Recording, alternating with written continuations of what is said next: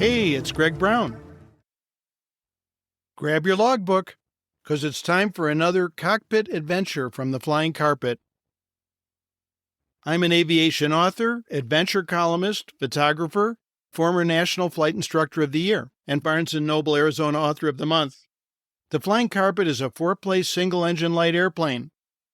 In it, my wife Jean and I have long traveled the North American continent, searching behind clouds for the real America, and experiencing aerial adventures like today's all along the way. Learn more at my website, gregbrownflyingcarpet.com, where you can also see photos from most episodes. And I'd appreciate your feedback in my Flying Carpet Podcast Facebook group. It's time for Flying Carpet Podcast flight number 26, Lobe Plays Sedona, Skies Filled with Music. You know, along with cockpit thrills and challenges, plenty of piloting adventure arises from where flying can take us, both physically and spiritually. And that's what today's episode is about. Okay, everyone, hop aboard my flying carpet, snug up your seatbelts, and prepare for takeoff on today's adventure, Lobe Plays Sedona, Skies Filled with Music. Clear prop.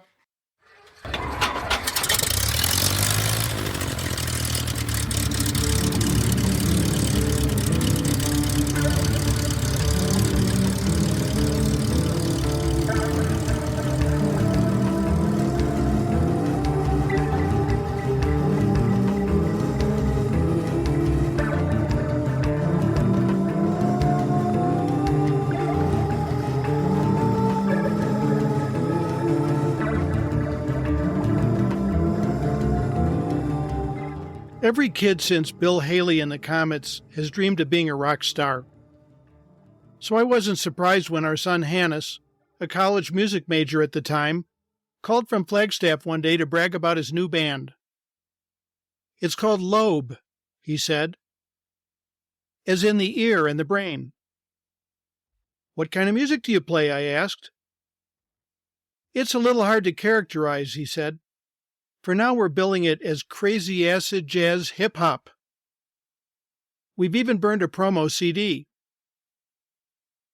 That's cool, I said, pretending I understood the description.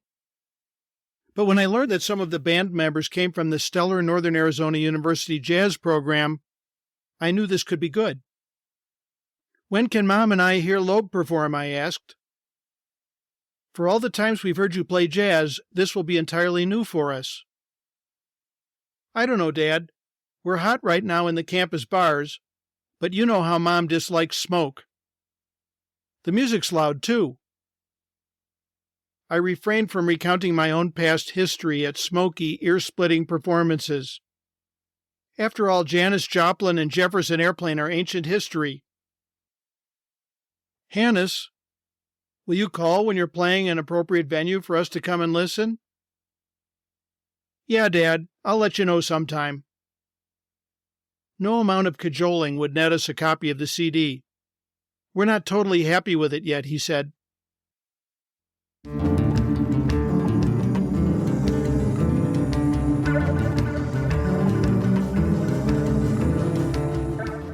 For months afterward, we heard little of Lobe, except for rumored hot gigs at night spots like Flagstaff Brew and the Monte Vista Hotel. I'd pretty much given up on ever hearing the band when Hannes phoned with a surprise invitation. We're playing in Sedona Saturday night, he said, and we need as many paying customers as possible to make it work. There's no smoking or drinking. It's at some sort of new age place, but admission is $10. Most of my friends can't afford that much, but do you and Mom want to come? This was an easy decision. Not only would we finally experience Lobe, but Sedona, Arizona ranks among the most memorable pilot destinations anywhere. Set in the shoulder of the massive Colorado Plateau, the town nestles among fantastical columns of rose-colored rock. Above it all perches the airport, atop a 400-foot-tall mesa. and it was only 45 minutes by flying carpet from our then Phoenix area home.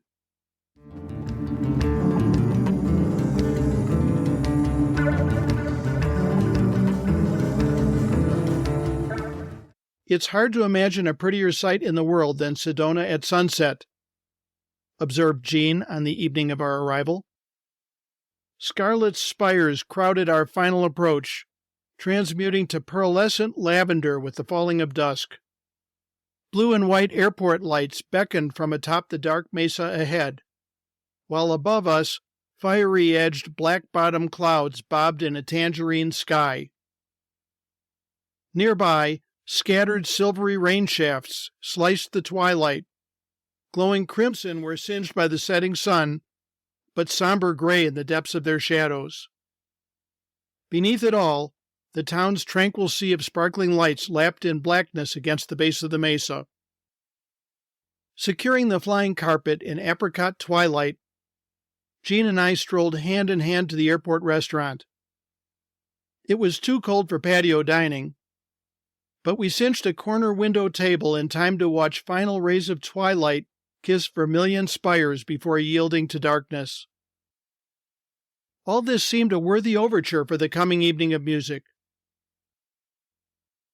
Dazzled, we phoned a taxi after dinner to take us into town for the concert.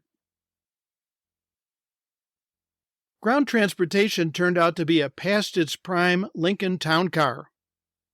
The driver, Gator, wore a battered felt matinee cowboy hat.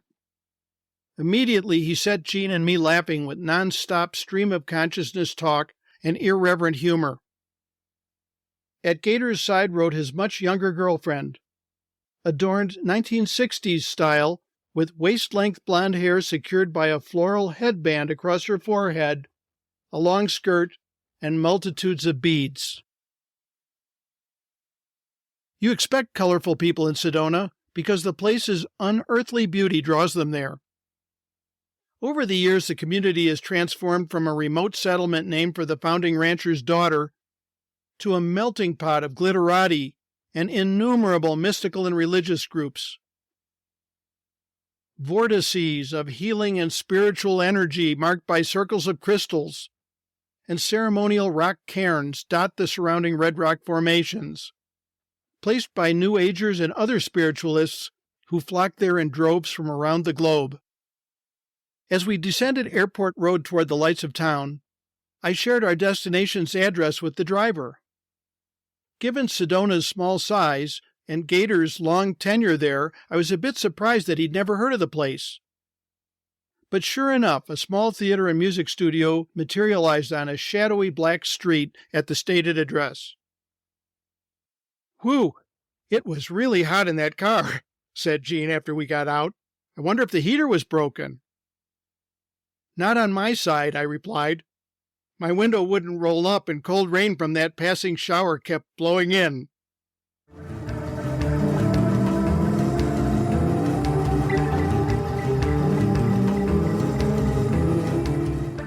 The theater proved to be a compact but beautiful facility. Collecting tickets at the door were cosmically named readers like Starshine and Tranquility. Turned out they were members of a spiritual group calling themselves the Aquarians. There were more name-tagged hosts in attendance than paying patrons, it seemed. The group's tenets were not familiar to us, but lining the interior walls were tasteful photos of their bearded and berobed spiritual leader, Gabriel of Sedona. The one flash of familiarity on this ethereal trip came when Hannes greeted us before taking the stage.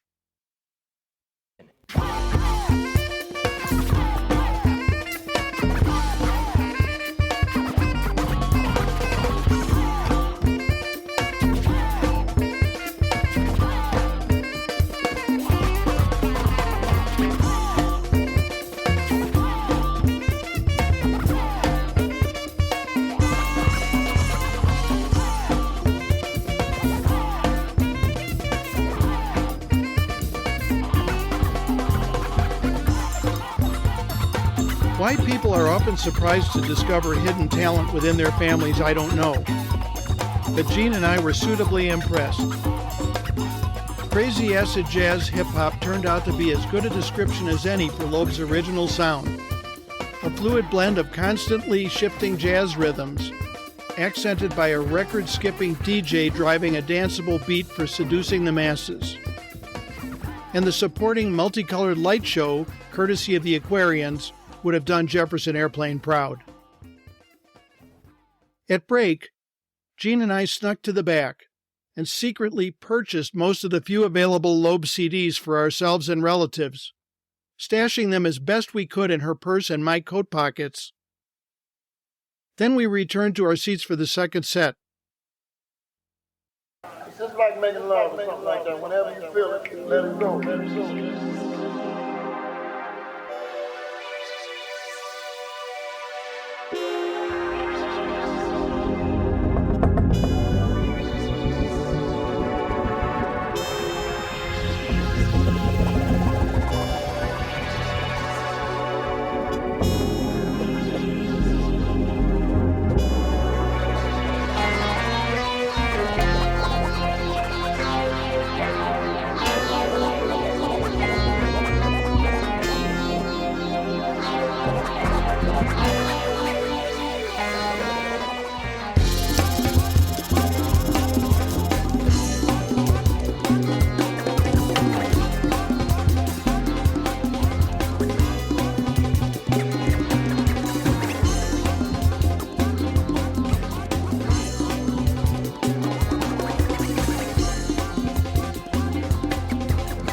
Gene lauded the band's unusually delicate melodies and the then new to us musical contributions of a turntable DJ. I in turn appreciated how band members playfully tossed melodies back and forth like a hot potato between them, instead of torturing us with interminable rock guitar leads. It's the mark of a great performance that we didn't want the show to end.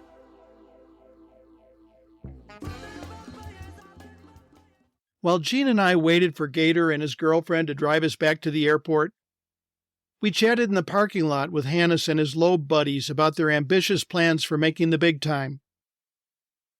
The glow projected by these young musicians was even brighter than the psychedelic lights of their show. In any case, we couldn't have been prouder. "Guess what?" called one of the band members as we climbed into the aged town car. "We sold over half our CDs." Smiling at our secret, Gene and I waved goodbye. Riding back to the airport, we savored Gator's humorous barbs directed at his local taxi competition. "You're going to sleep in the airplane?" asked Gator's girlfriend unexpectedly as we pulled up to the airport gate. "Oh no," I said, explaining that I'd previously confirmed availability of rooms at the Mesa Top Sky Ranch Lodge, should weather or fatigue dictate that we stay overnight. But despite occasional rain spattering through the evening, the Milky Way now beckoned us skyward from bottomless skies, so no, I replied, chuckling, "we're taking off." "Oh," she said, "I didn't know you could fly at night." We saluted our drivers with a generous tip, and with crazy acid jazz hip-hop rhythms still coursing through our heads, rotated blindly into blackness to navigate home by starlight. Flying to hear Lobe perform in Sedona had proven one of those unexpectedly magical missions, not to be forgotten for a very long time. If ever.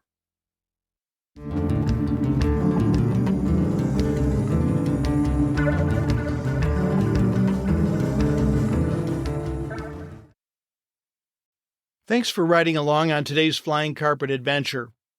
Please help me continue this podcast by sharing your favorite Flying Carpet episodes on social media, posting reviews on your favorite podcast directories, and donating via my Greg Brown Flying Carpet website. Thanks in advance for your support. You can find photos from most episodes at my website, gregbrownflyingcarpet.com. If you enjoyed today's episode, please check out my book of aviation adventure stories, Flying Carpet, The Soul of an Airplane, for which I was named Barnes & Noble Arizona Author of the Month. Learn about that and my other aviation books at gregbrownflyingcarpet.com.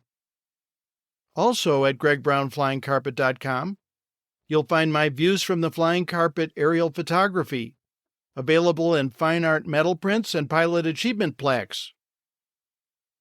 Oh, and I'd appreciate hearing your feedback in my Flying Carpet Podcast Facebook group. Follow my social media sites, most of which can be found by searching Greg Brown Flying Carpet. And consider joining my Student Pilot Pep Talk group on Facebook. Thanks again for joining me on today's Flying Carpet Cockpit Adventure. Music by Hannes Brown. See you next time.